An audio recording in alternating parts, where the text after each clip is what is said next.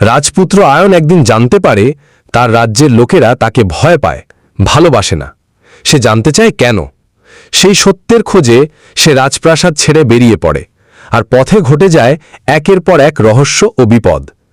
শেষ পর্যন্ত তার দেখা হয় রাজকন্যা মায়ার সঙ্গে, আর শুরু হয় সত্যের যাত্রা। অনেক বছর আগের কথা। সোনালী রাজ্য নামে একটি সুন্দর রাজ্য ছিল, যেটা চারদিকে পাহাড়, নদী আর সবুজ বনে ঘেরা।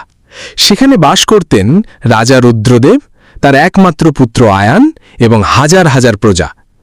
রাজপুত্র আয়ান ছিলেন সাহসী, শিক্ষিত এবং শক্তিশালী, কিন্তু এক অদ্ভুত ব্যাপার, প্রজারা তাকে ভালোবাসত না।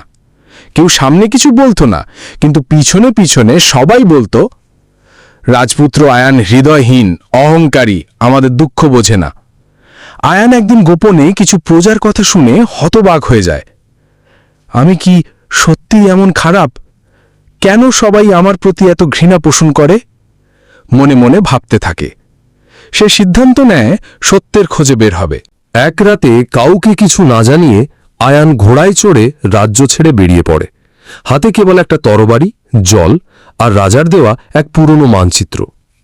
3 দিন 3 রাত পাড়ি দিয়ে সে পৌঁছায় এক ঘন অরণ্যে। সেখানেই তার দেখা হয় বৃদ্ধা দিগঙ্গার সঙ্গে।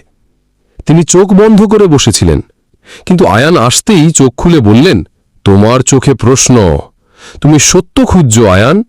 আয়ান অবাক, আপনি আমার নাম জানেন কিভাবে? দিগঙ্গা শুধু বললেন, তোমার হৃদয়ের দরজা এখন খুলেছে, কিন্তু সত্য পেতে হলে তোমাকে জাদুকর রক্তচূড়াকে হারাতে হবে। দিগঙ্গা তাকে একটি দিক নির্দেশ দেন। কালো পাহাড় পেরিয়ে গেলে একটি পরিত্যক্ত প্রাসাদে সে কারোর সঙ্গে দেখা পাবে, যিনি সত্যের পথ দেখাবেন। সেখানে পৌঁছে আয়ানের দেখা হয় এক সাহসী তরুণীর সঙ্গে, রাজকন্যা মায়া। তিনি ছিলেন এক হারানো রাজ্যের উত্তরসূরি, যার পরিবারকে রক্তচূড়া মুছে দিয়েছিল।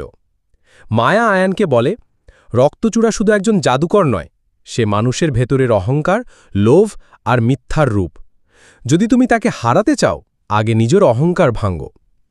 আয়ান ও মায়া মিলে রক্তচূড়ার দুর্গে প্রবেশ করে। সেখানে শুরু হয় মানসিক ও জাদুকরী যুদ্ধ। রক্তচূড়া আয়ানের সামনে আয়ানকেই দাঁড় করায়, এক দানব আয়ান। আসল যুদ্ধ নিজের ভেতরের অহংকার, ভয়, ভুলের সঙ্গে। মায়া তাকে বারবার স্মরণ করিয়ে দেয়, ক্ষমা চাইতে জানো, বিনয়ে শিখো। সবশেষে আয়ান নিজের ভুল মেনে নেয়, কাঁদে, ক্ষমা চায়। সেই মুহূর্তেই আয়ানের দেহে আলো ছড়িয়ে পড়ে, রক্তচূড়া ধ্বংস হয়। আয়ান ফিরে আসে রাজ্যে। এবার সে আর রাজার মতো হুকুম দেয় না, সে মানুষের কথা শোনে, তাদের পাশে দাঁড়ায়। প্রজারা প্রথমবার তার কাছে এসে বলে, তুমি আজ আমাদের আপন। এই গল্প থেকে আমাদের আজকের শিক্ষা, সত্যের খোঁজ বাইরে নয়, নিজের ভেতরেই। অহংকার হারিয়ে গেলে সত্য নিজেই এসে ধরা দেয়।